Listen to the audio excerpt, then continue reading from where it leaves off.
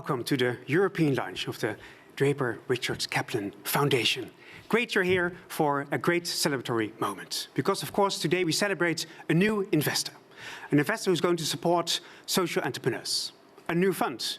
And will begin the work of the DRK Foundation here in Europe. Quite a moment, and as you probably know, the mission of the DRK is to support social entrepreneurs who change the world. We have a great program for you today during this launch, and I would like to invite you to participate as much as possible as can be done with the chat which is on your website. Because what are we going to do? Of course, we're going to introduce the work of the DRK Foundation and its portfolio, together with Lisa Jordan, the Managing Director. We have a very special guest, a surprise guest, so more about that later on. We'll have, of course, very interesting and fascinating chats. We're going to have conversations with entrepreneurs who are managing to crack cracking the code to scale, successfully addressing some of the world's most complex and urgent social challenges. Followed up by a fireside chat on the role of social innovations in the new economy. And we close with the city of The Hague, together with Lisa Jordan, and celebrating their partnership.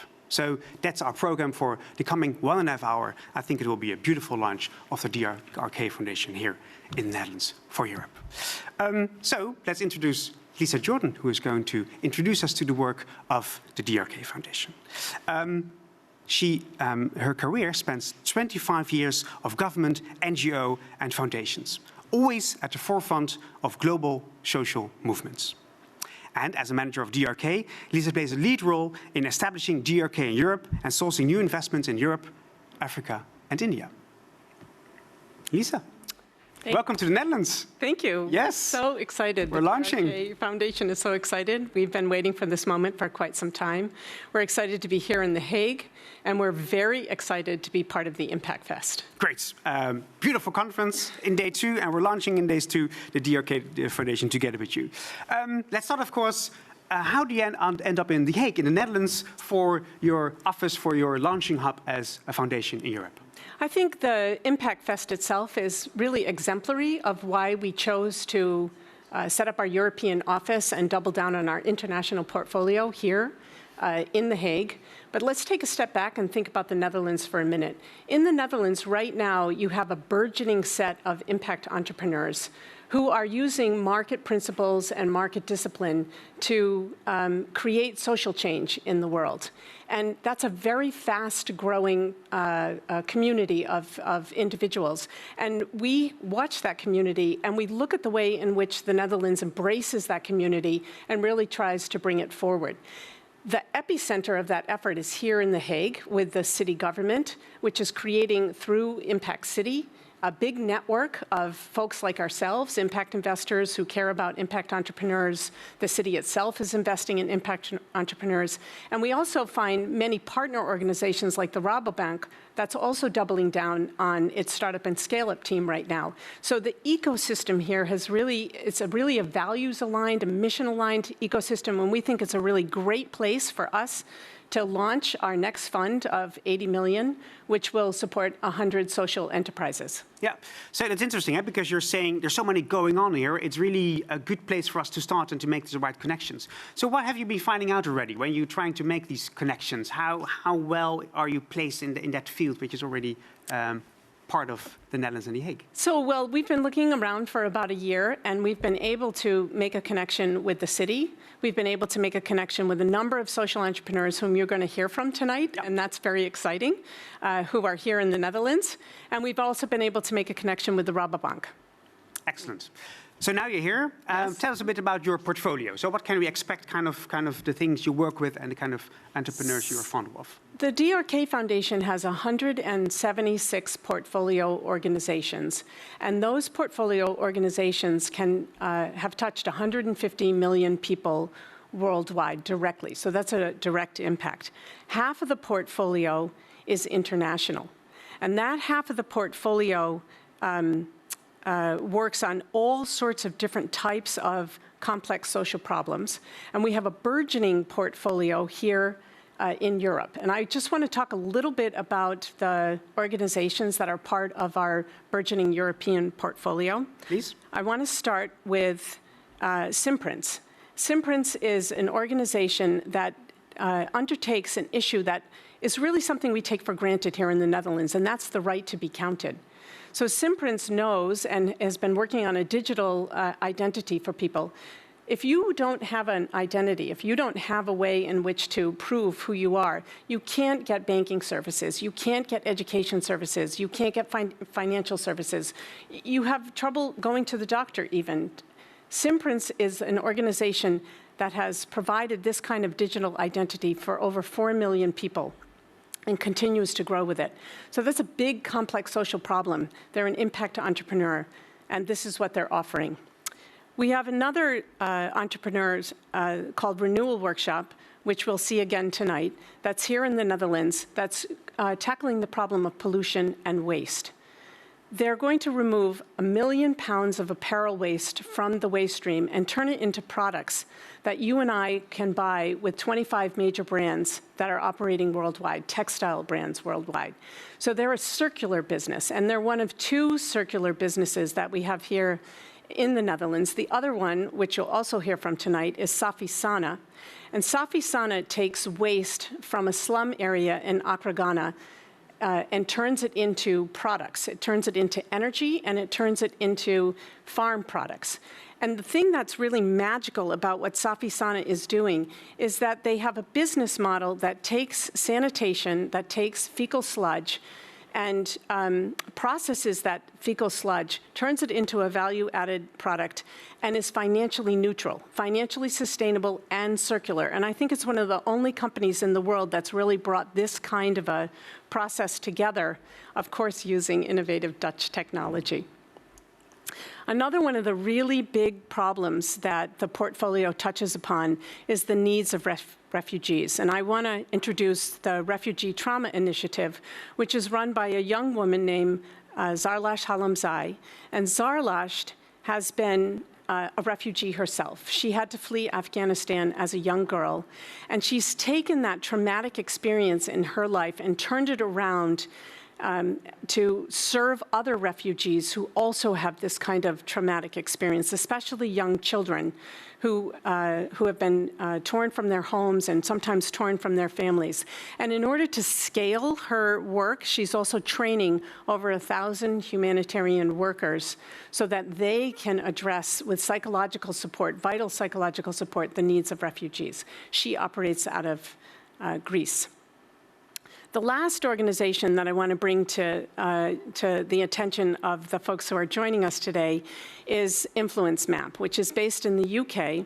And Influence Map created something called the Corporate Climate Policy Footprint.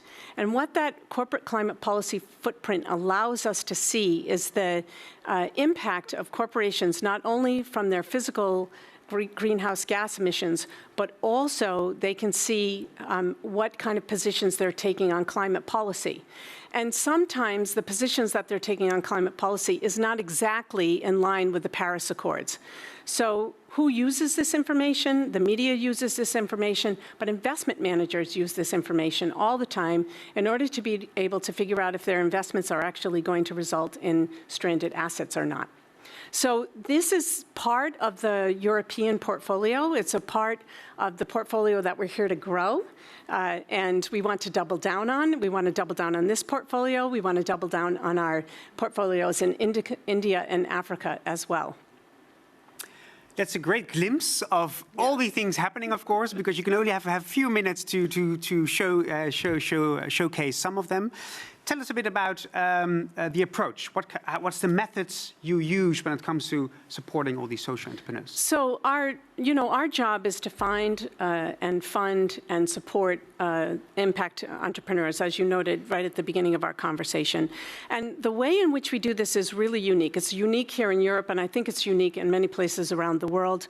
The first thing is that we offer unrestricted early stage capital to entrepreneurs. So she can spend the money as she needs to spend the money as she's building out her impact organization or her impact enterprise. And that money comes at a very critical stage when it's really, really difficult to find financial resources, and that's just at the post-pilot stage. So we are a post-pilot, pre-scale investor. The second thing is that the money is almost the smallest piece of the puzzle because we also sit as an operating partner right next to the entrepreneur as she's developing her organization. And I have to say something about entrepreneurs. The first thing to say about entrepreneurship is that it's a very lonely task. You are constantly butting up against problems that no one else has been able to solve. This is why you're in the business that you're in. And so when you have 40 friends inside of the DRK Foundation, which is our staff, that are working with you to be able to solve each and every one of the challenges that you're facing, you no longer feel alone. Plus, we also have 176 entrepreneurs from our portfolio who are there with you. They've either walked your journey or they're walking the journey that you're walking right now, so you can compare and contrast as an entrepreneur what's actually happening. And we bring them together quite regularly in order to have conversations with each other. So the second big issue is that operating support that drills down on how you're going to scale. We look at 6 different areas and we try to help people figure out what is your scaling strategy, what is it going to look like, and how can you go about reaching scale. The third thing that I want to say about our approach is that we have a network of donor partners who are mission aligned, values aligned, totally excited to be able to support new social innovations and to be able to support impact entrepreneurs. And those partners also become involved in supporting the entrepreneurs that are part of our portfolio. So we have a very big international network. We have 176 entrepreneurs who have walked this journey already. We have hands-on, lean-in operating support that we offer for the entrepreneurs in the portfolio and the unrestricted capital. And the package is quite powerful. It sounds quite powerful to me. Talking about power, how much power can you arrange yourself and how much power can you arrange around this ecosystem to make this happen? You know, we can't do this work alone. And this is why we are so excited to be in this ecosystem that the City of The Hague is building. We're very excited that we have a partnership with the City of The Hague and with Rabobank, who's also doubling down on its startup and scale-up team right now and have come forward and really embraced us as we come into this ecosystem and bring everyone with us, bring the entrepreneurs with us, bring our donor partners with us. So we're very excited to have this ecosystem within which we can operate. That's a clear message. We'll see you back at the closing with the City of The Hague. You already mentioned the Rabobank, because the Rabobank is an important partner, and therefore also the chairman of the managing board of the Rabobank has something to say to us. Here is Wiebe Dreyer. Good afternoon. Congratulations, and my apologies for not being there with you in the meeting live, as I had prior obligations that in a cooperative bank are of the ultimate order. I am talking to my membership council, the highest body of influence in a cooperative bank. And hence I cannot be with you today at this festive moment at the opening of the new DRK office in The Hague. And I'm honored and privileged that we, mostly from the local bank and the local setting started, have become the partner of that endeavor. And why is that? That is because I think the DRK Foundation has such a clear purpose that aligns with what the cooperative bank, Rabobank, wants to do in bringing positive change to society wherever we are, in the world of food globally, in the world of leasing globally, but in this country, the Netherlands, more specifically regionally and locally. And our mission is to grow a better world together, and that is by incentivizing, supporting and helping societies, communities to develop and to prosper. Social enterprises are an essential part of that prosperity right now and in the years to come.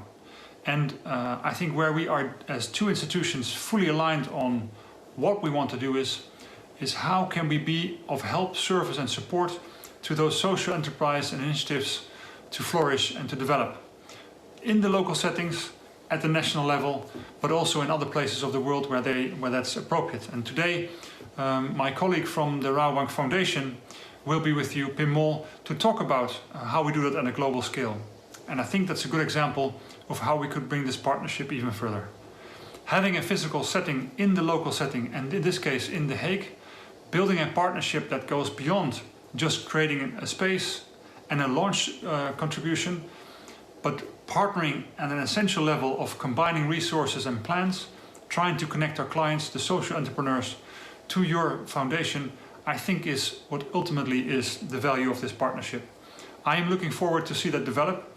I'm very proud of your steps. I was already proud of what DRK does in the world, but I think it's very encouraging to see you now land in the Netherlands to from here do not only the Dutch but also the European activities and see how we can be even more effective. DRK, but also in combination with Rabobank. Thank you for doing that. Thank you for allowing us to be your partner, and do challenge us on how we can be helpful, supportive in your mission of driving social renewal, entrepreneurship, and improvements to society at large. Thank you very much, and again, apologies for not being at this vested moment part of that celebration itself. Congratulations. Thanks so much, Wiebe Dreyer, for your kind words, and of course we're going to work together quite often. It's time for our panel, Cracking the Code to Scale. I will introduce the guests and then the moderator, and then hopefully we'll have a very revealing and interesting session. First, Jeff Denby, co-founder of the Renewable Workshop. The Renewable Workshops operates a zero-waste circular system that recovers the full value out of what has already been created as a way of serving customers, partners, and the planet. Our second guest, Aart van de Beukel, already introduced with Safi Sana, one of the first companies in the world to deliver a replicable and financially independent model for sanitation services. Then on Zoom, Peter Waasdorp of the Ministry of Economic Affairs. With over 20 years of experience in innovation and entrepreneurship as a Dutch civil servant, Peter is widely considered to be the champion of small and medium business enterprises in the Netherlands and in Europe.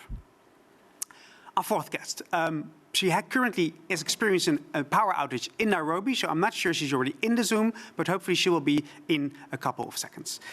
Vivara Nijiru, Food for Education. A nutritionist by training, Marie founded Food for Education in order to deliver meals to school children every day. Food for Education just served its 5 millionth meal in less than 4 years. I will introduce the moderator, but not before I ask you to participate in this discussion.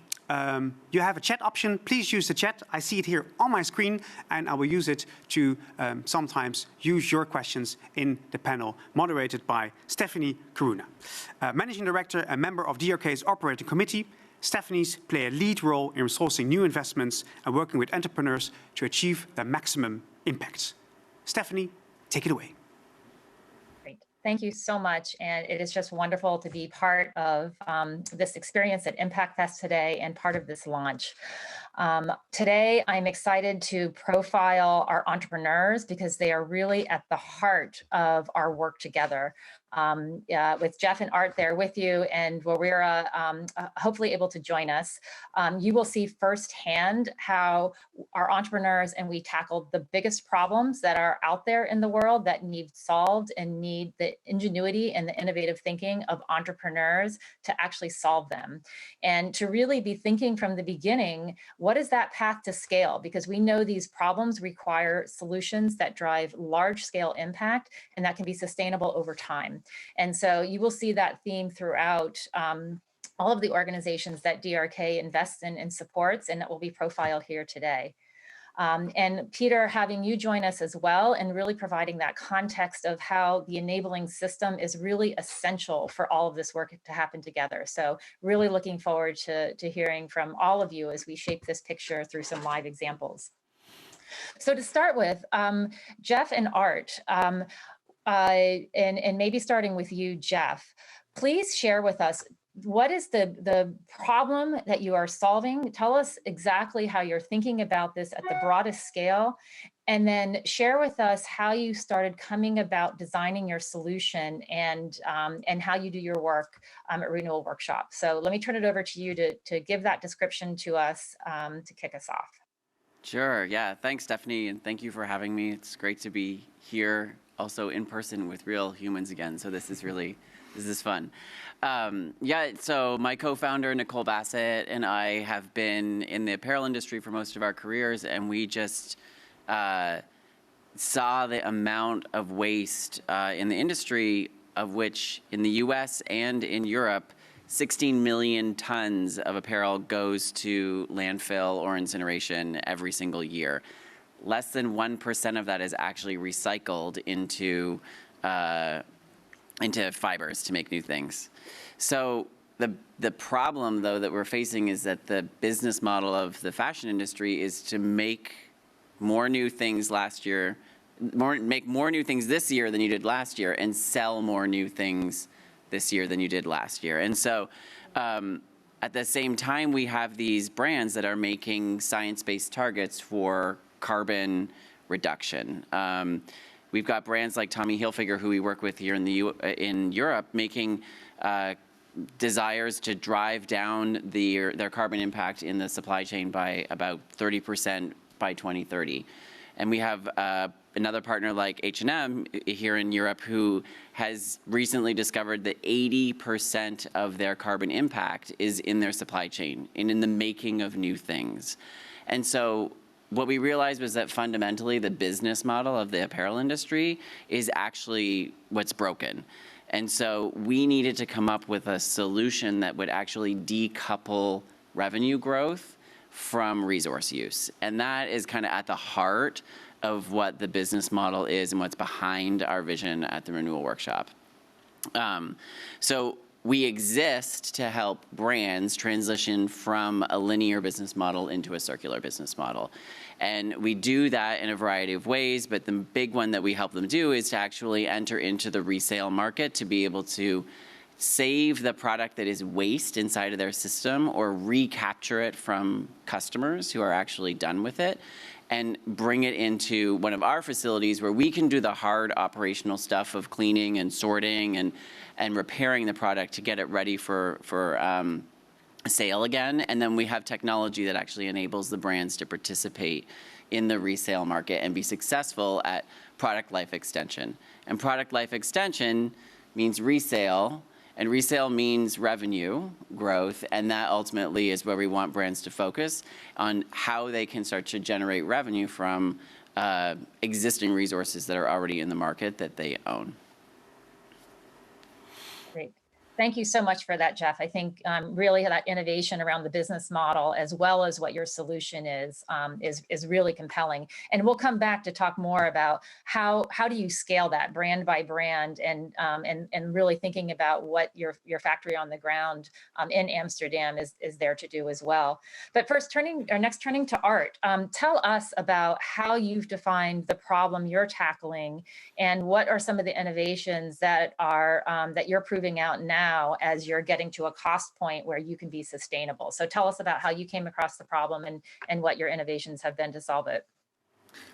Yeah, I think it's quite similar to what Jeff has been describing about a pile of waste. So to draft a picture worldwide, I think around 80% worldwide of all wastewater is not treated at the moment. That's the Western world and also low-income countries. And that's a huge problem, and we operate in Ghana, and in Ghana it's actually 95 or even 97% of waste that is dumped in the environment or in the ocean. And so that's a huge problem because it has an effect on the health situation, and also there's a huge public cost. It's a bit hidden, but there is a huge public cost. And well, I think there's two reasons why that is the case still, and why it's even getting worse. And I think one is that the cost of running such a traditional treatment system is just too expensive. The initial capex, the initial capital investment that you have to make, and operational cost is significant. And the other one is the lack of the right skills or the capacity to actually do that, to develop and to operate. And that's something where we are stepping in. So Zanen, we started 4 years ago with a commercial plant in Accra in Ghana, like Lisa said in the introduction. And that's where we actually, it's like a circular model where we collect fecal sludge from toilets, we collect organic waste, we work with bigger corporates like with Unilever and Nestle to put those sources together and produce fertilizer and energy. And through that method, we can actually cover the cost of operating the system. And that's the key thing what we see happen now. And the second thing is that we step in not to just advise them, but to actually own and operate. So I think that's in essence what we try to solve for the governments and for the local industries. Let me stop here for a moment. Well, and Art, just a follow-up. And so what were some of the key things that you needed to do to drive that cost point down? And how did you know what cost point you were trying to drive it to? Because that does seem to be at the core of getting you to a sustainable position so that you're poised to scale. Yeah, so the cost drivers there is, of course, we work with the local teams, and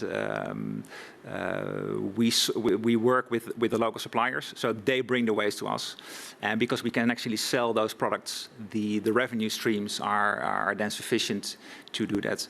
So in terms of innovation, we try to keep it very simple, keep it very basic, also to keep a bit better grip on the cost. So we work with suppliers from the Netherlands, for example, who have it's proven technology, and we combine it basically to make it work in a kind of different setting, and that's one of the key drivers for the success, I would say. And one of the other things is that we look at the human factor. That we work with local people only. We don't bring in expats. I have to travel here and there, of course, but most of the time it's a local team. We have 30 people locally operational. And so training, supporting, etc. That's the one of the key reasons for the success. And let's say the third thing for that is the fact that we track a lot of data. So we started doing that when we started the operation. So we monitor everything from the source up to the end product. That allows us also to control cost and to make sure that we have good quality and that we know what's going on and how we can help steer the processes. Thank you so much, Art. Peter, let's bring you into the conversation. Tell us more about your work and how you're driving the enabling conditions to really think about fostering social entrepreneurship where you are. So we'd love to just hear a bit more. Yes, well, thanks, Stephanie, for having me on the panel. First of all, it's very inspiring to hear those entrepreneurial stories, because that's precisely what it's all about. The entrepreneurs, they drive the change, they create a difference, and they have an impact on society. And I think that's key. That's one of the key elements we are talking about right now. And that's what we at the Ministry of Economic Affairs and Climate Policy find very important as well, of course, because we want to make sure that the conditions for entrepreneurs are optimal. So we work on building ecosystems, networks, improving access to finance, improving access to markets. We are talking about the Dutch economy, but we are part, of course, of the European economy, which is more or less the biggest economy in the world. So access to markets, both domestic and abroad, is very important. Access to finance, as I mentioned, but also access to talent and skills and skilled people. So these are areas which we're working on for entrepreneurs. Impact entrepreneurs, scaling entrepreneurs, and also, even more importantly, the type of entrepreneurs we're talking about right now, impact entrepreneurs, social entrepreneurs, and that's why we are in the middle of the process of finding perhaps some extra elements for those type of entrepreneurs that they can even flourish a little bit more. Thank you so much for that, Peter, and really thinking about the important elements of driving an ecosystem, from policy and funding and being present and with the local entrepreneurs. Moira, so glad you are able to join us. We know you had some electricity issues, so welcome and thanks for being here. We just heard from Peter, but also before that, from Art and Jeff about the big problems they're solving, and would love to turn it to you to describe at Food for Education how you thought about the problem, and then the innovations you've made on your solution, and particularly getting to the cost point and thinking about your relationships with the government to be able to think about scale. So, so if you could take us through that, that would be fantastic. Thank you, Stephanie. I'm excited to be here. Sorry, everyone, that I was late. We had a country power outage, but now the power's back. But I'll speak a bit about Food for Education and what we do and how we've thought about scale, how we've thought about innovation. We provide low-cost, nutritious meals to kids in school. And we've been doing this for a couple of years now, providing meals through a partnership between parents, the community, and also the government. So we've kind of designed how those partnerships work as we moved along. Initially, the government was a facilitator in the sense that we were working in the schools that are run by the government. So they were facilitating our presence in the schools, and parents were contributing for the meals. So the parents contribute 15 cents.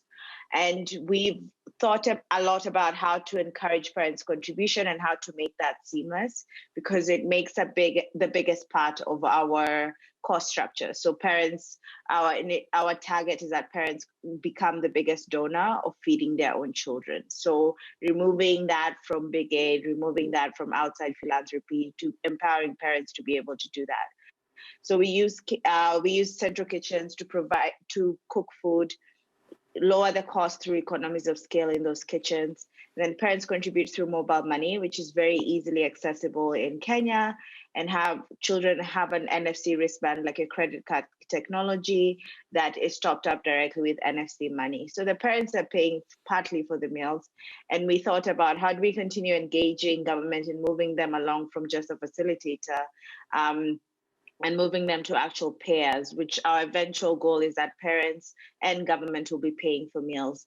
So we've thought a lot about what kind of budgets we can use in terms of, we set up central kitchens. So we need a lot of money for capital expenditure to set up the kitchens, to put in the equipment.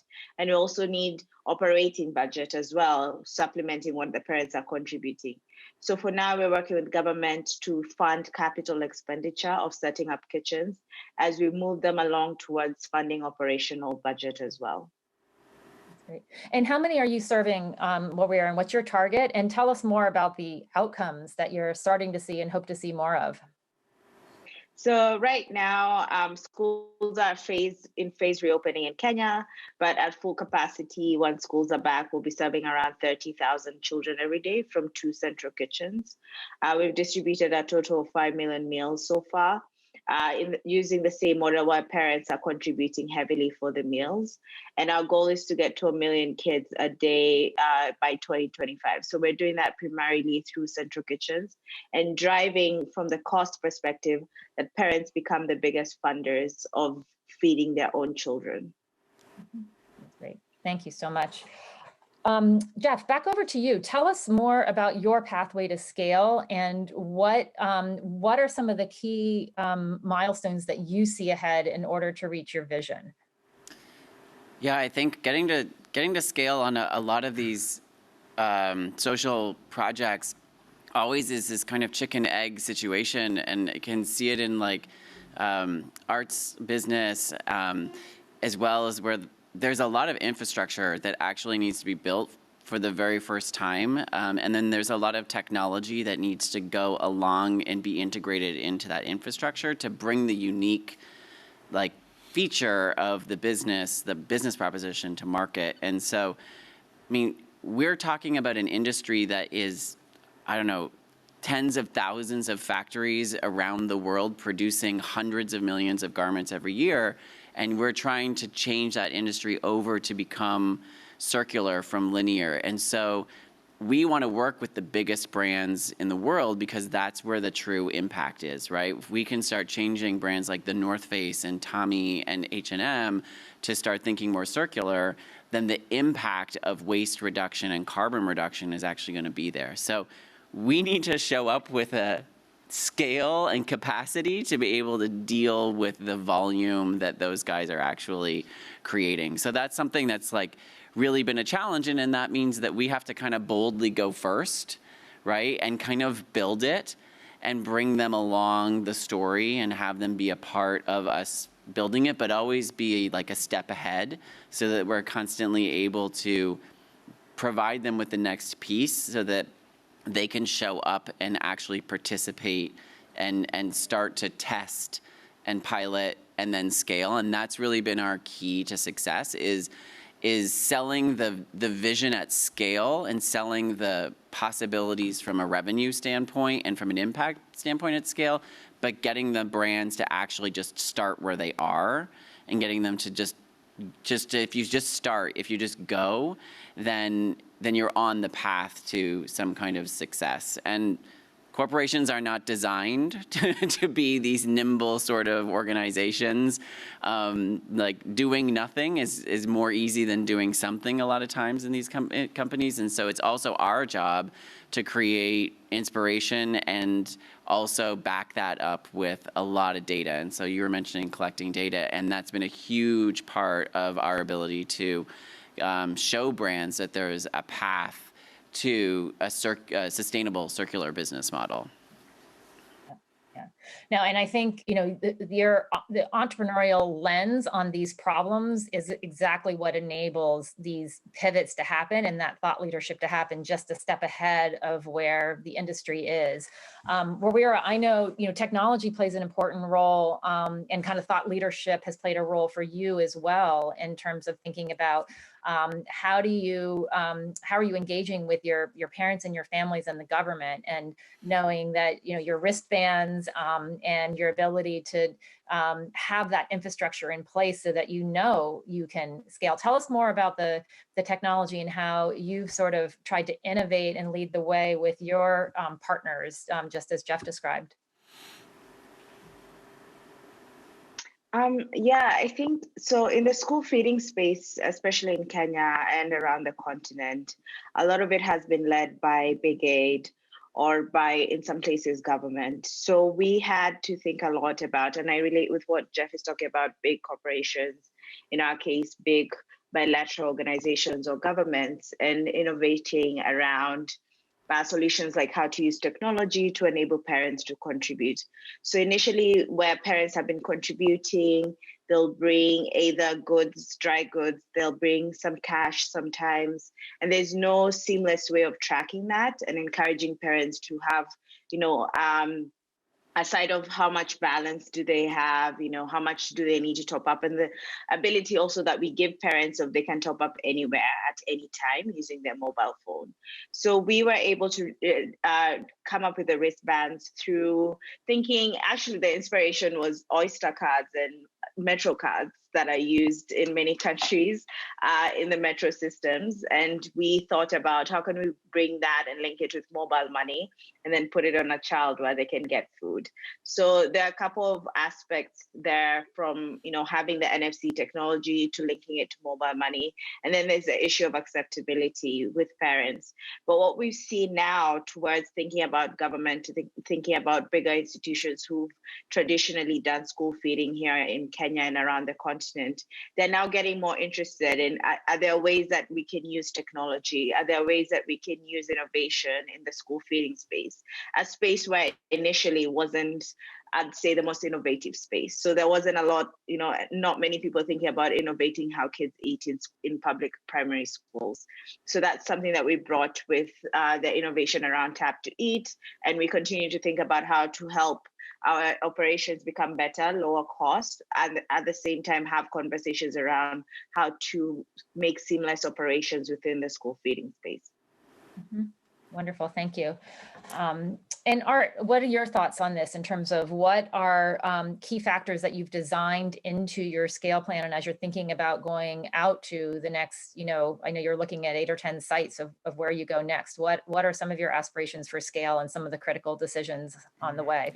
Art, before you answer, I would like to ask everybody, if you have any questions for this panel, please share them. We got many congratulations. We got some questions for the conversation I had with Lisa, but not yet for this one. So please post the questions. I give the floor to Art. Yeah. So for us, the first big step was to actually show that we can actually process the waste in a proper manner and have a good a showcase basically to scale, because it's quite an unknown business for people, for governments. and also for investors. So that actually to have a site where you can actually see what's happening and then that it works was a key step. And I think for now, what we also saw is that the size of the operation also matters, of course. So we can process about 50 tons daily, which is, well, it's big, but we think it can be bigger. Right? So the waste problems for cities are more significant. So scale for us is important. So now we look more also for existing wastewater treatment plants currently in Africa, in some countries like in Mali. We have just started to pinpoint like what is a system that is not currently working. It can treat about waste for like 300,000 people, and if we can sit next to it, we can actually become like a leverage, like an improved system. And that seems to be a much better strategy than just trying to do something like on your own, too small scale. It's a bit like what Jeff is saying about you have to be a bit bold and you have to step first, show that you can actually do the big work. And that's what we're also targeting now. And that's going to be the strategy for the coming 5 years, that we want to find those locations where we can actually step in and do the engineering and then take over management as well. So large scale, too small is not interesting for the investors. That's also another interesting thing we found out. If you talk about 5 million euros, you're just under the radar basically. So you need to step up, and and that's what we can do, and also to increase your impact. So the strategy for the coming 5 years: look at the big picture, at the big players. And Peter, what advice would you give? I mean, given what you've seen in the space, what do you think is important for these social entrepreneurs or others who are watching to really understand about what does it take to design an effective social enterprise and think about the impact it can make? Yeah, well, I have to be a little bit modest, of course, because I'm not an entrepreneur myself. I admire entrepreneurs precisely because of their entrepreneurial spirit. So I'm a bit hesitant to give them advice because they know best how to run their own business. But what you hear in all those stories is first of all, of course, the entrepreneurial drive. But that's okay with entrepreneurs. That's what characterizes them. But also then the next step is to scale up your business, because scaling up is more or less crucial to have impact. And impact, that's what drives change. And scaling up is not easy. And that's what you hear from all these stories. Scaling up is not easy because it means that you have to sometimes reinvent yourself as an entrepreneur, sometimes invest in your own capabilities, build the team you're working with, find new talents also for the team, but also other factors, finding the right amounts of finance. And that's not easy because, well, I think it was Artie was saying, well, if you aim too low, you're not on the radar. But if you aim too big, the pool of investors becomes smaller, of course. So that's not easy. So we realized that at the government, so we are focusing a lot on providing more access to finance. Not only in Europe, not only in the Netherlands, but also on a European scale. So providing more and more finance through guarantee schemes, seed money schemes, funding funds, etc. But in the end, it's a market activity. So it's up to the private investors and the private businesses to find solutions and to find the right answers. And actually, it's my belief. I used to say that we are now in the entrepreneurial economy. And if you look back, well, 10, 15 years ago, there was a more managerial economy. The economy was run by bigger companies, corporations, more or less predictable life cycles.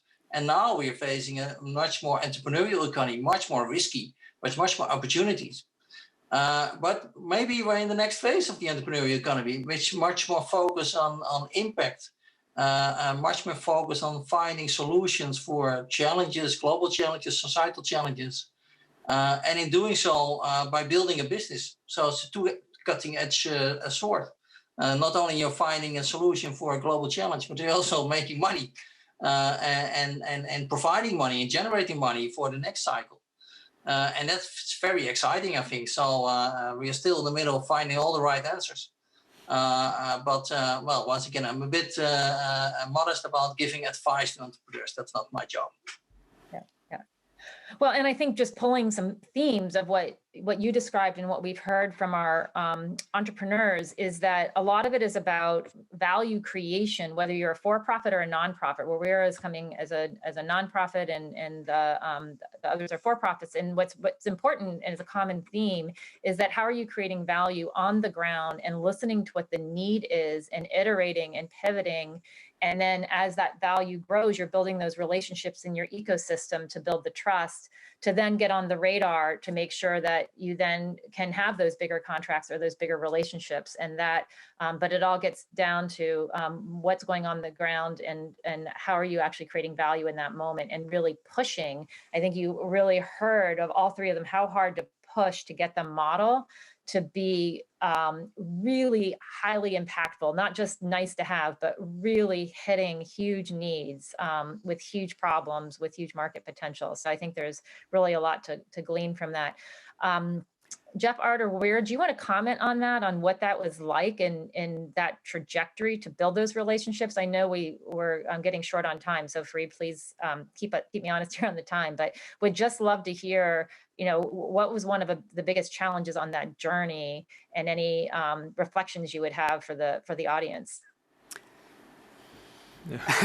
And keep it short because there's also a question from the audience. So I might just jump in and just say, I think that, money is definitely going to be one of the biggest ones, but it's a really interesting challenge that we all face. There is a lot of money out there for seed, for a lot of young, small amounts of money. And then there's a lot more money for when you actually are ready to scale in a really big way. When you've proven it all out and you have a real clear path to profitability, there's a lot of money to just go replicate that. There's a valley here when you have are past that phase of seed and pilot and into the figuring out the really hard stuff to get to that place where you can start to build 8 plants, 10 plants, et cetera.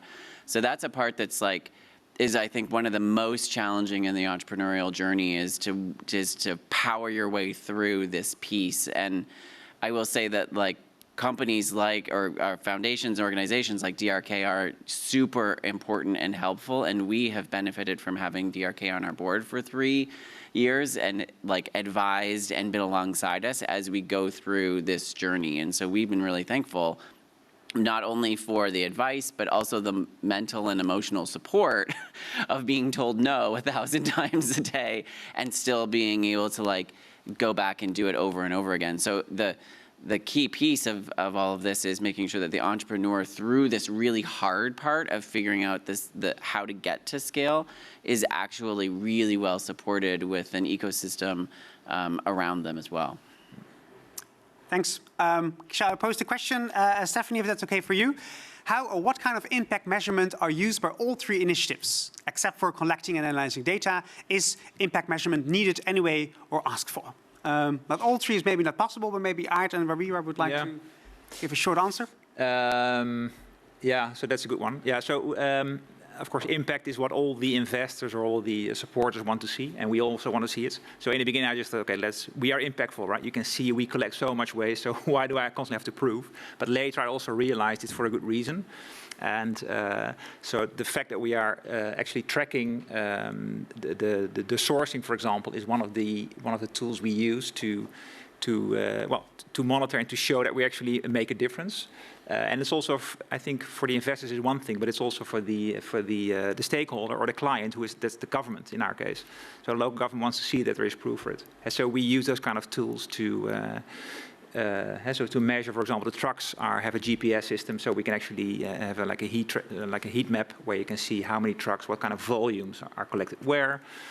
Even with COVID now, for example, we are in discussion to see whether we can play a role in future to do a mirroring system where we can actually show where the waste is coming from, has there been any COVID cases, and same for cholera, by the way. So that could be a role that we can play actually whilst we do the operations. Okay, sounds good. Warira? For us, we've so we're thinking about impact from the perspective of who we think who we intend to be our payer and our doer at scale as well. So we want the government to have a big part in terms of taking over school feeding. And we thought about what are the barriers to the government? What questions do they have that we can answer through our impact metrics? So we have our first impact metric is number of kids fed, because we want to show scale. We want to show ability to provide mass numbers of children with food. And then the cost of the meal, because the government and the parents want to know how much is this meal, how much are we paying for it? And then we look at the impact on the education outcomes. So we look at end of year exam performance and national exam that all students take. And we look at that as a metric also. So our impact metrics have changed, have kind of been more defined as we've gone along, mostly because of listening to our partners and our stakeholders and understanding what do we need to prove to X, Y, Z for this to be a national-wide or a continent-wide school feeding program scheme. Thanks so much, Wawira. We're out of time. Or Stephanie, you have any final closing comments yourself? But otherwise, I would like to thank Wawira, Peter, Art, Steph, and of course, Stephanie for a very interesting and great panel. Thank you so much. We're going to the next conversation, the fireside chat. But before this, we have to change a little bit. We have to clean, of course, the desk. So we'll be back in a minute. You have 1 minute to stretch your legs. Then we'll come back for the second part of this beautiful European launch.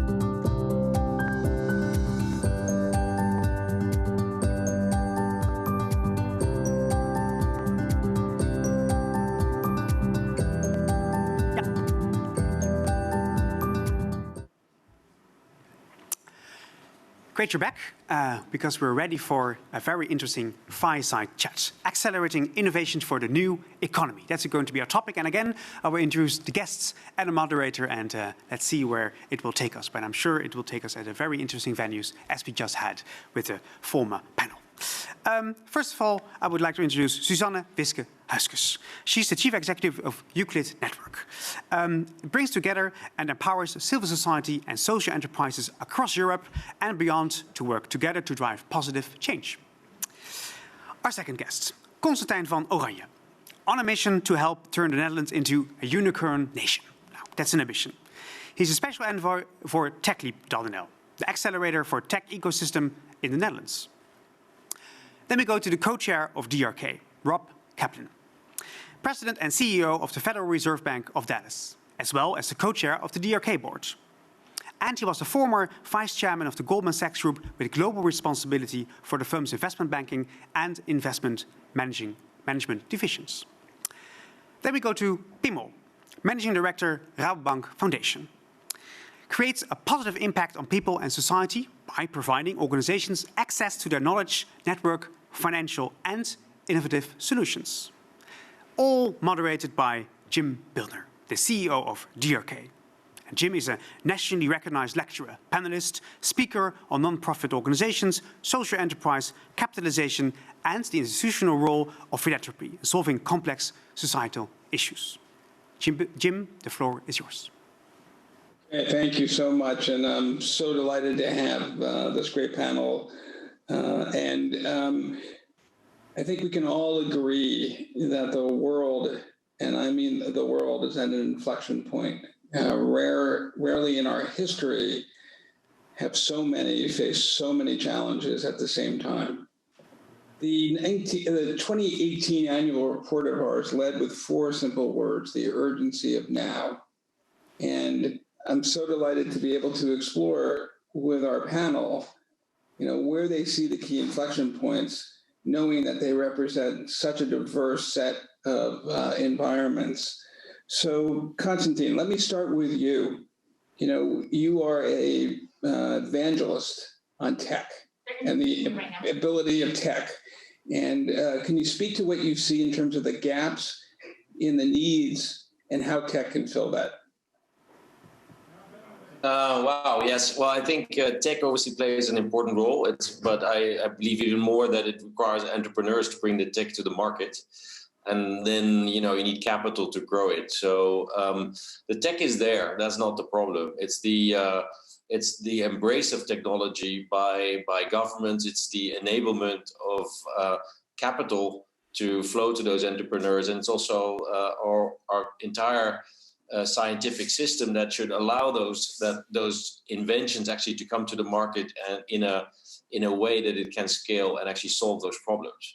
So we shouldn't look at tech in a too scientific way, but we should really look at it as how can it enable solving incredible problems that are now on our path, and which we've seen that COVID has really brought to the fore.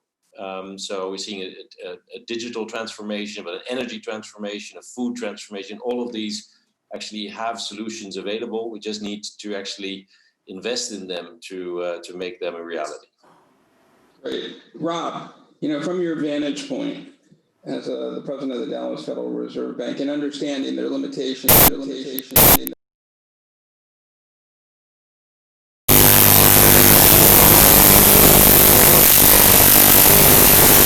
By providing in all of your life on social enterprises and the needs of others. So tell us what moves you to this space as well.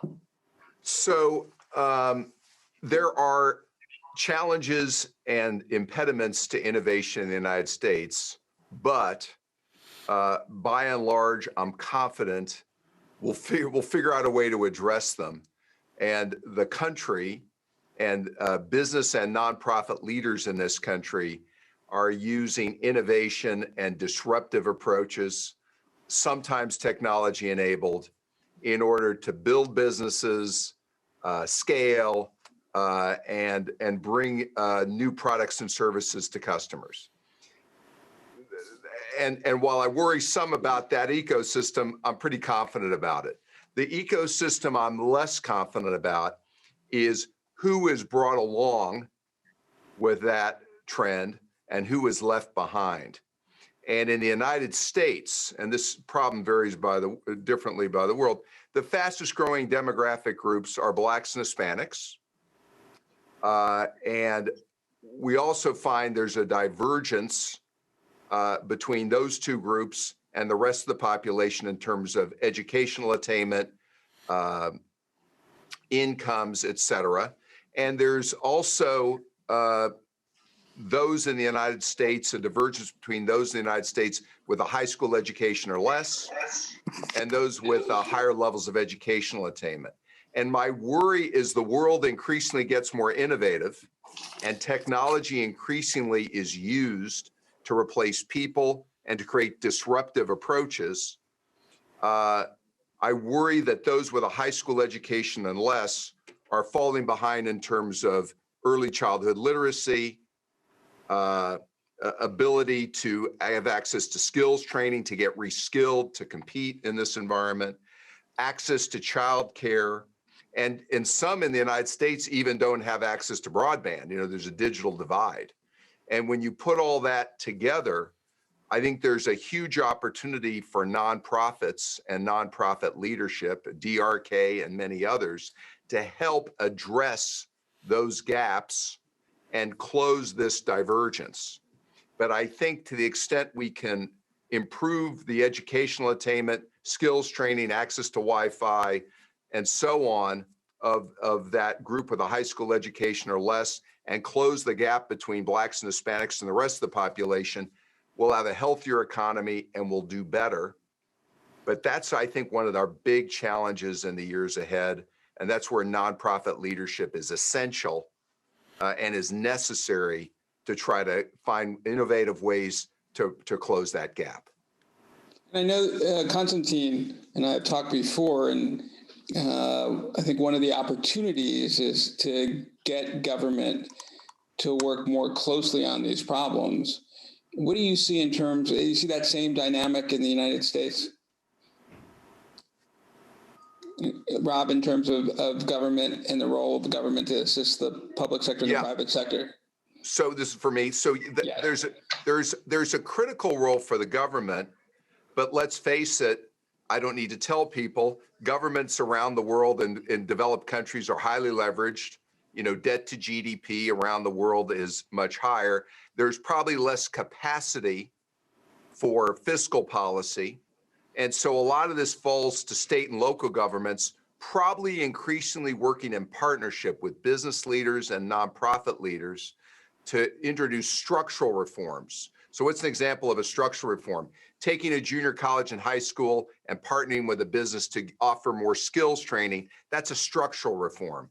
Improving early childhood literacy through, say, going from half-day to full-day pre-K, that's a structural reform. A lot of it probably has to be done locally and in public-private partnerships, but I don't think government can't do this alone. Pim, give us some advantage of what you're seeing there. I mean, as the introductory comments were made, Rabobank is, committed to its stakeholders, and your role is one of advancing the foundation's work with so many. Can you tell us what you see, what the opportunity is, and what the need is, and why now? Well, first of all, Jim, thank you for inviting me, and let me congratulate you with your new European.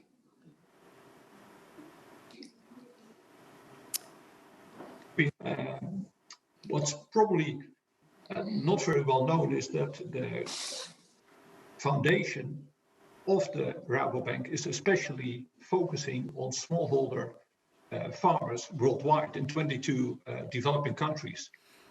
So what has that to do with the topic of Prince Constantijn, technology innovation? Well, a lot, because a lot of these farmers, and we could still visit a lot of them in the last couple of years, but the key thing, what they always say to me, is that their key problem is the climate change.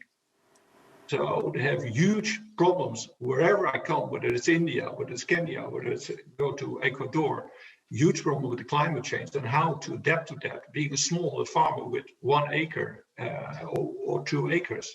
Well, the key thing is, in fact, technology, because with the technology and the combination in AgTech, FinTech combinations give them easier access to finance, and combine that with the AgTech combination in having them more and better equipped to deal with the negative consequences and make them resilient to the effects of climate change. And that's what we see with small steps being taken on now. Suzanne, not by any means last, but you are so close to the ground. Give us your vantage point of what you're seeing and what the role of EUCLID is as you move forward. Yeah, thank you, Jim. And first of all, let me take the opportunity to congratulate you on the launch of the DRK European headquarters today. We share the same passion for social innovation, and I think for us being in that space and operating in that space in Europe, it's very encouraging to see that you guys are coming over to ImpactCity. So welcome. Yeah, what we see, what we do at EUCLID Network is actually what ImpactCity is doing regionally. Is what we're trying to do and trying to build in Europe. So where ImpactCity is constantly connecting stakeholders, building an enabling environment for social entrepreneurs. EUCLID Network is building that in Europe. And what we have been doing in the past months as a response to COVID is to really map the needs of the social enterprises, their support organizations. In our network, we have social incubators, social national networks, but also social funds, research centers, to see what really the needs are. And I think if I can identify 3 main needs of the social enterprises and things that we really need to solve in the coming times is, firstly, Europe is really a very diverse, fragmented market. So it's like looking at a box of Lego with many different shapes and colors. And I think that's also what's happening in Europe. You know, you have many different types of entities and even names for social enterprises. So it's very much fragmented. And also you see that in the ecosystem. And what we discovered lately is that in a research with one of our partners, is that social enterprises do not have a voice with governments. It's very difficult to unite them and have a seat at the table. And that makes them pretty much less visible. So what we should do is build a strong ecosystem, build on existing partnerships, collaborate across sector. Indeed, I think a great example is for the World Economic Forum, who have created the COVID Alliance for Social Enterprises. DRK is also a member of that. So we have work to do and work together to see that the sector has this enabling ecosystem. Secondly, I already mentioned it very shortly, but there's a very low visibility of social enterprises. So rallying around a common goal, a common voice, is really what we need to achieve, and really focusing on what impact are we having instead of focusing on our differences. So getting out of our own bubble, trying to not stay in our echo chambers, but really reaching out to investors, governments, trying to create that common ground. Well, thirdly, much needed and mentioned also before in the panel, we need significant capital and we also need non-financial support. So the message that the DRK Foundation is doubling down on their international investment is very well received. We believe social enterprises really play a critical role and they need our support right now more than ever. So if investors can adapt their priorities and processes, provide flexible capital and technical assistance, then that is much needed. No, that's super helpful. Rob and I are smiling a bit because the United States is the United States. So often I'm trying to describe what is the United States like, and the Lego puzzle analogy is quite appropriate for us. Those states are all quite different.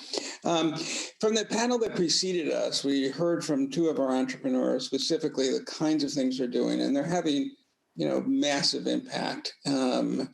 So from your vantage point, Suzanne, and before I let you go, what is the number 1 characteristic of an entrepreneur that you think they need to have to succeed? Well, we all know that they need to be very creative, innovative, persistent, and a little bit bold. I think especially in these times, what you see is that social entrepreneurs are really sticking to their, main goals and working hard every day, being very committed. And Lisa mentioned before, it's a lonely job, it's a lonely journey. But especially here in the Netherlands, you see some amazing examples like Paper on the Rocks, like Shelter Suit, who are really pushing through. And what we're seeing is that they're very committed, but also seeking help, seeking assistance. And for us, it's great to see that they're truly organizing themselves. Just in the past months, we have seen the launch of the Turkish Social Enterprise Network, Danish Social Enterprise Network, Austria. So I think they're all rallying around the same causes, and that's great to see. Got it. Constantijn, what have you seen that's been the most powerful attribute of social enterprise leaders? And if you were advising them right now, what would you tell them? This is the one thing you need to have. Don't think like an NGO, but think like a big business, or having at least the ambition of being just as ambitious as Tesla has been. Many social entrepreneurs are so driven by the good that they want to do that they forget about building a substantial business that will multiply the impact. And it's only when you, for instance, we have an incredible circular textile company in the Netherlands called Otrium. They were working on basically finding new buyers for leftovers of the textile industry, and they're actually turning around the whole industry by saying, well, maybe you should A/B test the textile industry like you do with software. Instead of producing large amounts of textile and then finding that a lot of that is not sold, why don't you first test what you produce and then actually deliver what the customer really wants? And therefore, they're cutting out a lot of waste, and they are backed by serious venture capital. They just made a round of another 25 million, and they're going international. Those guys are going to have a much bigger impact than the people that claim to be social entrepreneurs and are satisfied with struggling along and doing good. So, and sometimes there is this kind of unhealthy contradiction that's created between making money and doing good. I think if you choose to be a social entrepreneur and not an NGO or not a philanthropist or something, you actually choose business as your vehicle, and then you should go after business and have business metrics and try to grow your business and make an incredible impact like Tesla has been doing.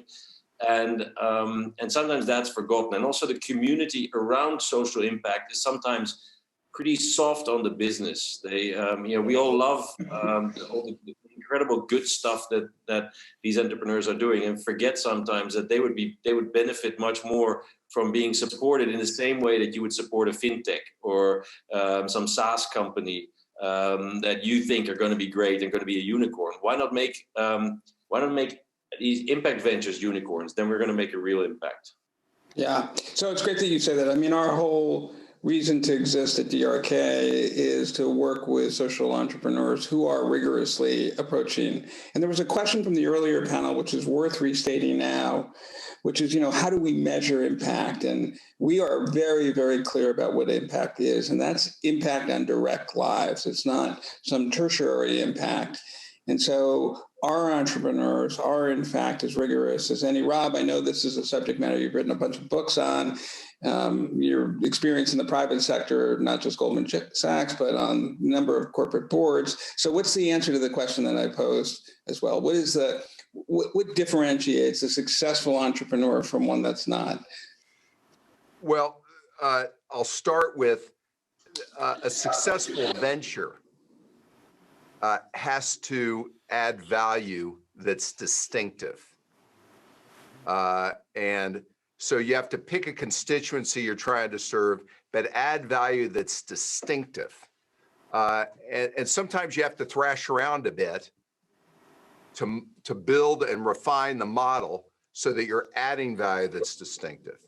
And then everything flows from that. What are your top 2 or 3 priorities?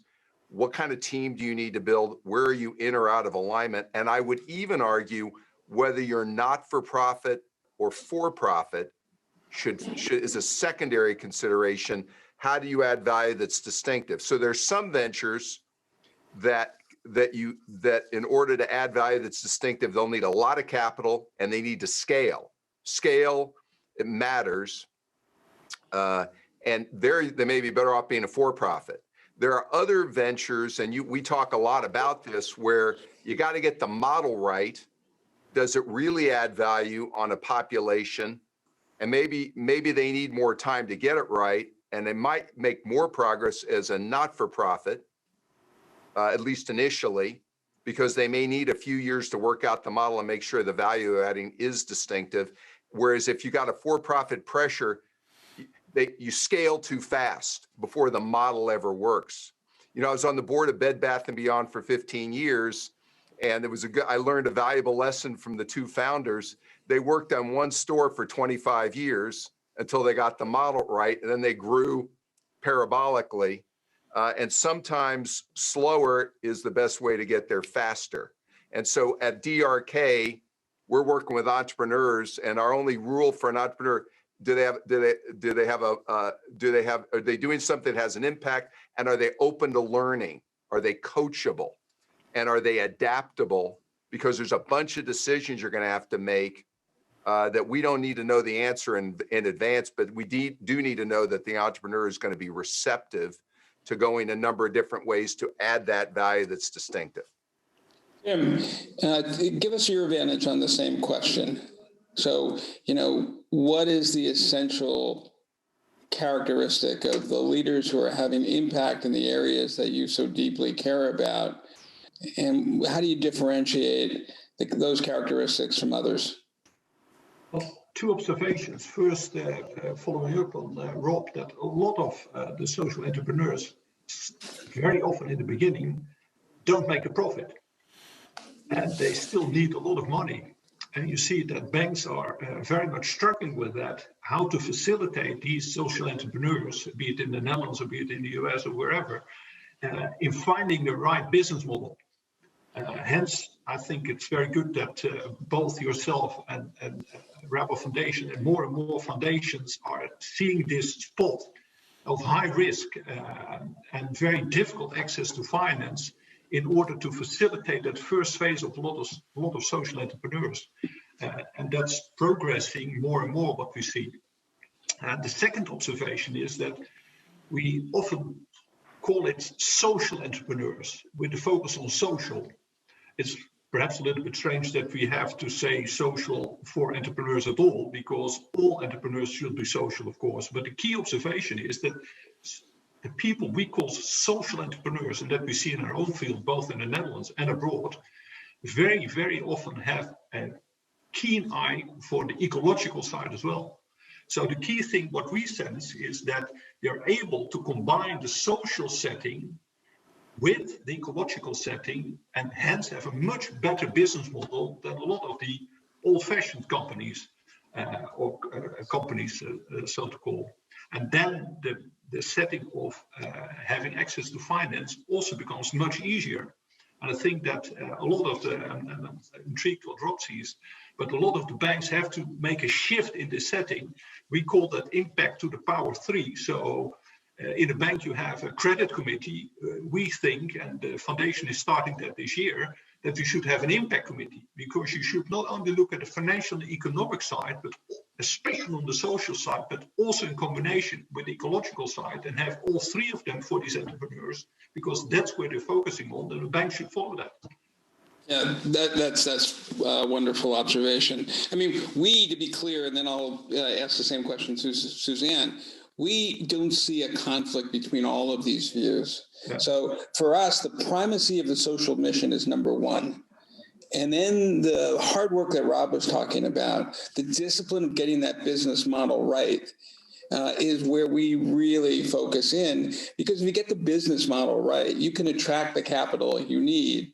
And then let's all remember that when you are addressing vulnerable populations, by definition, there is some subsidy that's required. And then the end game is either attracting government or getting commercialization to attract customers. But that sweet zone of getting the business model right and being able, in your case and in our case, applying philanthropic resources when needed for the purpose of getting to scale, is important. So Constantine's right. We need discipline, and we shouldn't make it either or, but getting it right is so important. Suzanne, please add your context into this as well. Yes, and before I give Suzanne the floor, again, I got many questions in the last session, just a couple of minutes before we ended. So be earlier, ask your questions, because we can introduce them in the panel. Suzanne. Okay. Yeah, Jim, to get back to your question, the way we see social entrepreneurship is that this embraces entrepreneurs that are working on a green, inclusive economy, on social issues, and yes, they're there's a difference between the unicorns of this world and also social enterprises that are looking to create, something locally and look at a vulnerable community in that sense. So when you look at what makes a business model successful, it really depends on what the impact goal of the social enterprise is, what they're aiming for. And I agree that even though some business models of social entrepreneurs might be working very well, and they're making profit, they're reinvesting in the company and scaling, what we see is that usually a social entrepreneur is quite dependent on grant money, on philanthropic resources indeed. So it's very much dependent on the situation, and I don't think there's a one-size-fits-all solution for that. Fareed, do you have questions you want to pose, or? I get many social entrepreneurs here on the chat who want to cooperate, but that's something I think for after the lunch. Okay, all right. Do you want me to continue, or do you want to introduce a special guest? Shall we do it? No, please continue with the panel. Okay, great.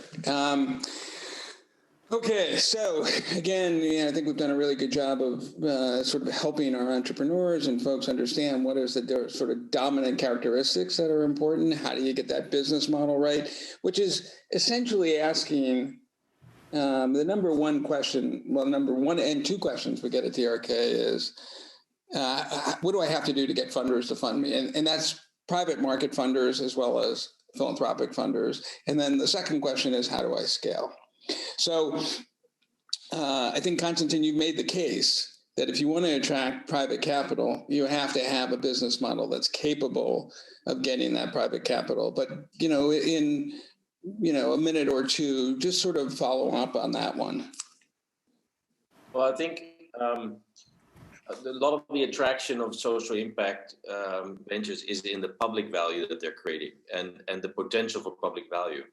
So if you create or also in ecological value, you have CO2 capture and changing CO2 into plastics. Great, it's an incredible invention, but to go from there into a working business model that is scalable in industry and to really make that impact, you need to understand exactly what Rob was saying. What's the specific value that you're creating for that specific client, and if it's and often there's the assumption there that government then does something. So government actually has to make the business case attractive by some setting some norms or requiring, for instance, the abolition of plastics of certain, and then if the whole business model is actually hanging on that decision to be made, that's a very tricky proposition. And I think that many of these incredible inventions depend far too much on some kind of external factor to happen for the impact to materialize. And so if you choose to be an impact entrepreneur, then you have to follow the logic of the market, and you have to find what the value is that someone is going to pay for. And if it's not, if it's a public value, then the government will have to pay for it. And if they don't do that, then your business is gone. So you have to find another way. You have to go through some kind of a private benefit, or that that some business or some sector would want to pay for a lot, and then the public value will come as a maybe a secondary effect. But that's quite difficult if your primary objective is the public value creation. It's sometimes hard to first go to a private value creation model to make the money, and actually to be able to then sustain the public impact. But I think that's really the role of funds like yours and of a lot of the ecosystem players that are the intermediaries here, to help these entrepreneurs through those dilemmas, and actually help them create the teams and bring in the experience and also the capital to make that journey from private wealth, private value creation to public value creation. Rob, your thoughts on this? Jim, I have to interrupt you because our special surprise guest is here. And talking about ecosystems, we're celebrating today, of course, the arrival of the DRK Foundation here in the Netherlands, in The Hague. So it's a great honor to have the mayor of The Hague here next to me, Jan van Zanen. Thank you very much. Oh, I'm just going to say a few words, reading a news bulletin, and I'm not want to interrupt you too long, but I'm so honored, and it's such a real pleasure to welcome the DRK Foundation to The Hague. And it's good that one of the world's most respected impact investors has chosen to establish its European headquarters here in The Hague. And actually now, in particular in this period, entrepreneurship and international cooperation are going to be extremely important if we are to solve those major social issues facing us in the world. Now today, the pandemic and everything what comes with it. Therefore, our warm thanks to Rabobank, to Techleap, the Prince of Constantijn, the Prince of the Netherlands, and everyone else who helped to bring the DRK Foundation to The Hague. And I have a very special relation with this location because I served in the Royal Air Force many years ago, and it's just 2 blocks away. In The Hague, you are here now, International City of Peace and Justice, tens of thousands of people in more than 200 international organizations and research institutes are hard at work to create a better world and to contribute to that. There are also entrepreneurs in our city who have come up with innovations for humanitarian issues or who have found solutions for the energy transition, food shortages, or clean drinking water worldwide. The Hague has roughly 300 innovative startups which altogether provide for more than 4,000 jobs. And to support these business owners, 5 years ago, the city took the step of launching its ImpactCity program. And the aim of this program is to support the front runners in the transition to a new sustainable economy. It was talked about it before. As an ecosystem for sustainable business created here in The Hague, ImpactCity is a leader in Europe. Even the European Commission has said for the best support and the best network as a sustainable entrepreneur, you need to be in The Hague. And this also includes financiers who are looking not just for financial profit, but also who want to see a social return. The arrival of the DRK Foundation in The Hague is a vital addition to that ecosystem. First and foremost, it gives business owners access to capital, including in those difficult early days of their venture when it is often still bumbly to find finance. DRK Foundation further brings a unique network to The Hague, a network of well-known US business owners who can help entrepreneurs here to scale up their products and services globally. Last Saturday, we celebrated the 75th anniversary of the UN, a remarkable moment, despite the fact that out of necessity, these celebrations could not go ahead as planned. The UN has set out the route to a better future based on the Sustainable Development Goals. And we all have a part to play in achieving these goals. The international communities, cities, citizens, and entrepreneurs. And we know all it's far from easy. We're facing major challenges, but I'm sure we can handle them ultimately. And why?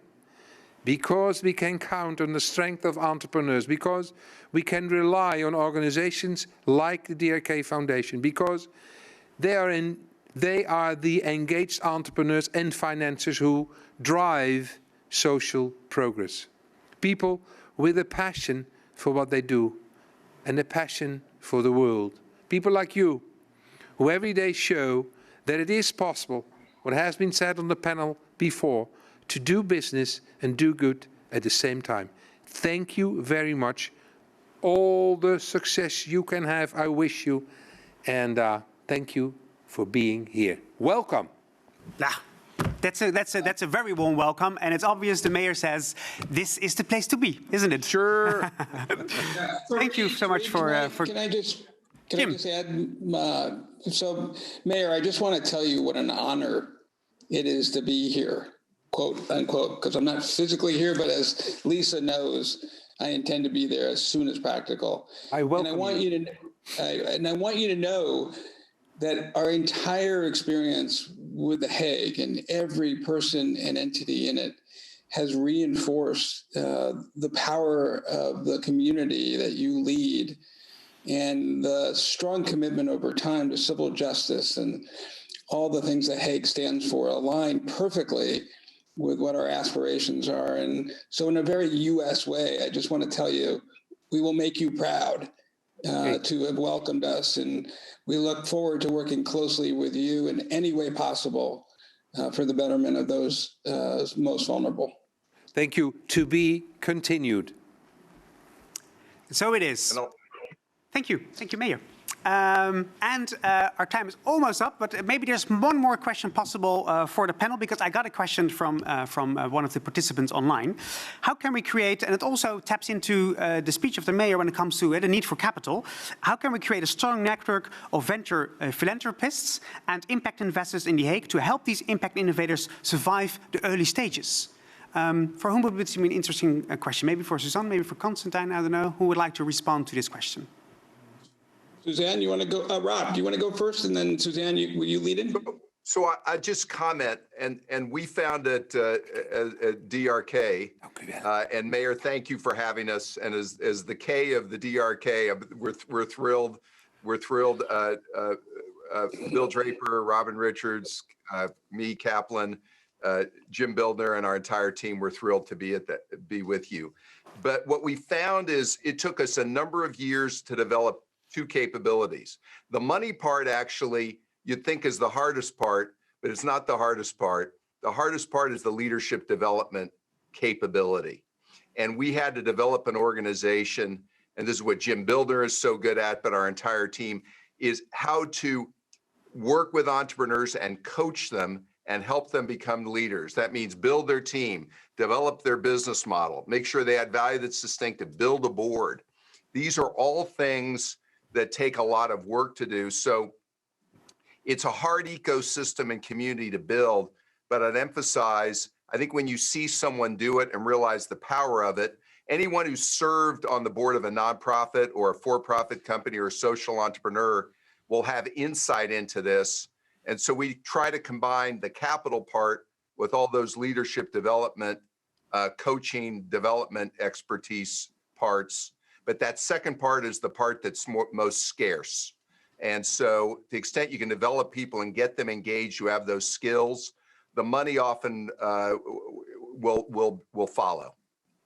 Suzanne? Yeah, thank you, Jim. I agree with Rob. It's really about, if you want to build a strong investor network, it's really all about leaders, indeed, and creating that leadership, making sure that people are well connected. And it's not about organizations connecting per se, it's about people connecting and sharing their shared passion to build a network and know how to find each other to build upon that. So if I were to give one part of advice, that would be it, to really connect, person to person. And I know that The Hague is making that possible. ImpactCity is very much supporting that, as are other organizations within the city. So I am sure that we'll see, in the coming year, that will be something that can happen. Great. Constantijn? Yeah, I think we have quite a substantial community of philanthropists, and it's really moving the philanthropy into impact investment. and fiscally that should be interesting as well, because you can deduct your philanthropy. You might not be able to deduct your investments in high risk social impacts, and so there's some work we can do there. But it's more about creating a community of people that are actually doing philanthropy at the moment, to make them understand that they can get a much higher impact return from spending at least part of that money on social venturing, and that's something you do by picking up the phone. And you guys, some people here in the Netherlands, who I know a few people, and it's really getting that community going. To really start investing in this asset class. So it means that family offices also have to really identify this as one of their priorities, so that they start allocating resources to this, and also hire people that can actually do this. So more often they're in private equity, and then they have other, they are in equity and all that, and then they have a philanthropy part, but the two don't connect yet. So we have to get the story out. Storytelling is important, relationship building is important, but lower the threshold to that capital actually coming into this asset class. Yeah, exactly. Pim, final comment from you? Well, as you probably know, that in the Netherlands we focus on social entrepreneurs who employ people with a distance to the labor market. There are hundreds of thousands of people who don't participate in the labor market. And of course, for them, be it refugees, be it seniors, be it children with difficulties at school and come to the labor market, be it people with a hearing problem or eyesight problem, it's tremendously important to get into the labor market. As you are in The Hague, the city of The Hague is one of the few cities in the Netherlands, as an example, who's lowering the thresholds for the entrepreneurs in order to find these people and to be able to employ them. So I would like to call a lot of other cities to take the example of The Hague, of the mayor, how you can do that as a city in order to make it easier for social entrepreneurs to find the right business model for their type of business. Right. Hey, Rob, what is it? It's 3R or 3Q, those folks that have left the U.S. labor market who are not actively looking. What's that? Oh, it's referred to as U6 in the lingo. U6. Right. Unemployed plus discouraged plus people working part-time who prefer to work full-time. And to your point, it was just made, those are the people we're worried about, the underrepresented groups.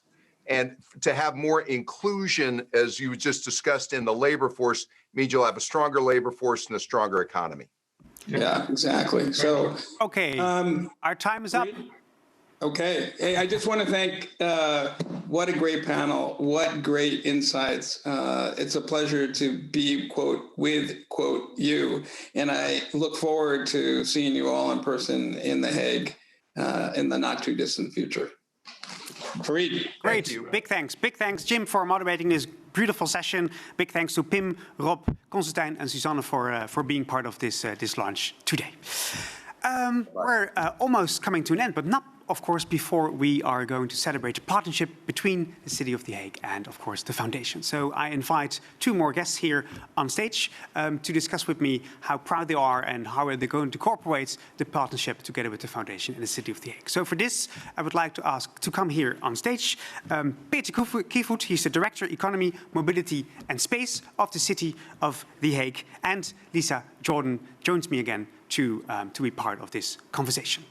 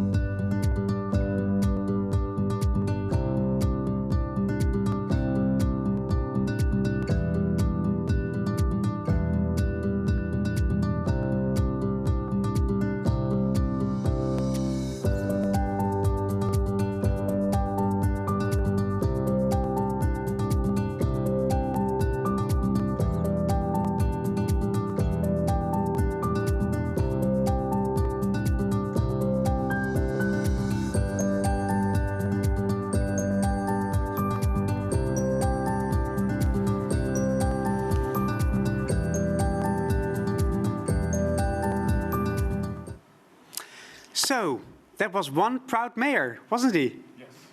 Cool. So, how is it to build up this partnership with a foundation which decides to land in your city and to cooperate when it comes to all the things that you're working on? How is it? It's a party. Yeah. Yeah. It's a party because we have common goals and we have very much in common. So of course you could say that the interest of the city of The Hague is to build a better economy, but we can only do that by building a better world. And so we have the same goal, the DRK Foundation, and we as such. Oh. So it was very easy, actually. It was very easy. Absolutely simple. Yeah. A smooth start, wasn't it? It was a smooth touch with the City of The Hague. It was a really smooth touch with Rabobank, and we hope that it's going to be a smooth touch with many more partners as we enter into this journey together. Yeah. Because you're saying, as a city, of course, we want to have improving the economy, but it's also about improving the world. So why is this so important for you then to stress these issues? Why is it also important not only for the economy, but also when it comes to societal issues that you're incorporating in your thinking? Because it's the DNA of The Hague. So this is who we are. This is why we are The Hague. We stand for a better world, for peace and society, a secure world. So it's because it's who we are. We also want to build an economy which is based on who we are. You want to be the identity that that the city is. Sure. So I believe it's also in a sort of a business way a big opportunity. That's also true. I must be honest there. So we started building something like an impact program about 6 years ago, I think. Because it looked very promising, because it was so close to it was very akin to who we are, and we were also very much in need of a innovative ecosystem, which the former economic crisis made apparent that we didn't have that one. We were very much dependent upon the public sector. That's why everybody in Holland knows The Hague, because it has a so large public sector. And we believe that that's not all The Hague stands for. We also stand for a peace and better world. So how can we make the combination of doing good and doing business together? We're very committed to that goal, because everything is like I said, our identity is very much in every aspect of the city. You can find examples of NGOs or small businesses which are trying to do things, combining doing good and doing business. So we have no alternative also.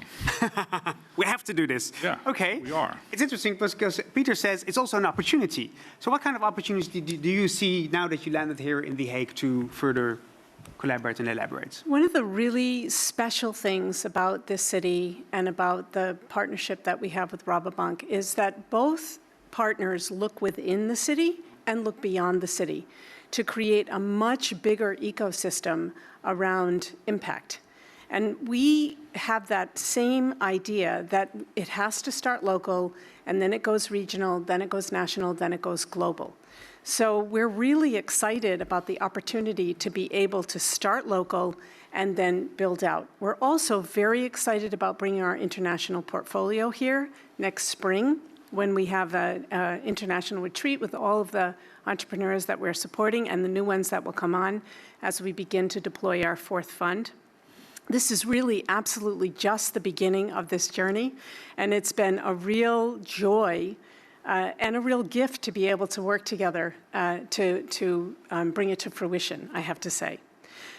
So I'm really looking forward to seeing everybody in the spring. I'm looking forward to being able to bring our larger international network here together in the spring. And I just want to say to everyone who's been a part of this conversation today that we cannot do this alone. We want entrepreneurs to come and ask us to invest in them. We want impact investors to invest next to us. We want donor partners that will allow us to help them create the kind of impact that they're looking to create. That's our call to action as we begin this journey with the City of The Hague and with Rabobank.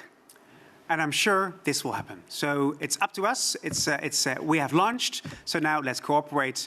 I've got many questions to get involved. So I'm sure you will be involved in the coming time. Thanks so much for joining us, and let's change the world. Thank you.